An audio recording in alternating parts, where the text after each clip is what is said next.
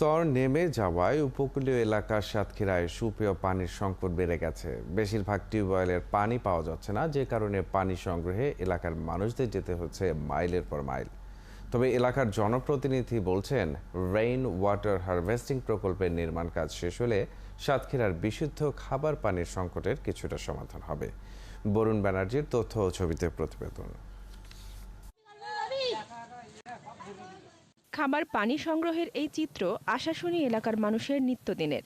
পাশেই বঙ্গোপসাগর, কিন্তু সেই লবণ পানি খাবার উপযোগী নয়।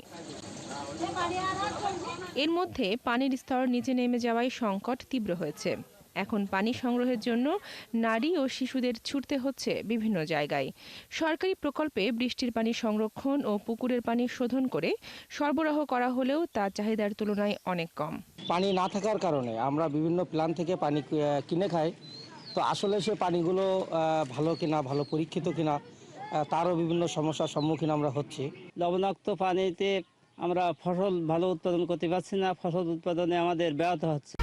1, 2, 3 ঢাকায় জমি জিতে নিন 100% ক্যাশব্যাক সহ 20 কোটি টাকার পুরস্কার। এমনিতে আমরা পানি শূন্যতায় ভুগতেছি, আমাদের কলে পানি উঠতেছে না। বাচ্চারা পানি খাওয়ার জন্য অনেক কষ্ট পাচ্ছে, আমাদের অনেক দূর থেকে পানি আনতে যেতে হয়। আশাশুনির মতো শ্যামনগরেও পানি ও জমিতে বেড়েছে লবণাক্ততা। পানির স্তর 35 থেকে 40 ফুট নিচে নেমে গেছে, যে কারণে বেশিরভাগ টিউবওয়েলে পানি উঠছে না। কিনা পানি খেয়ে বাঁচতে হয়। গরিব মানুষ কত বেলা কিনে খেয়ে পারা যায় পানি। রান্না বাড়া, খাওয়া দাওয়া, পানি নেয় আমাদের বহুত দূরিতে পানি আনতে হয়, কলে পানি উঠতেছে না। সুপেয় পানির সমস্যা সমাধানে সরকার রেইন ওয়াটার হারভেস্টিং প্রকল্প গ্রহণ করেছে।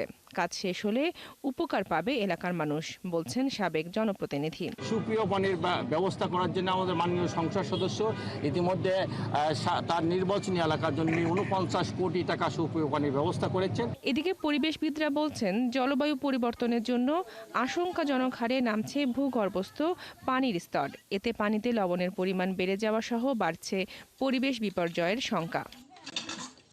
বনশ্রী হালদার, ৭১।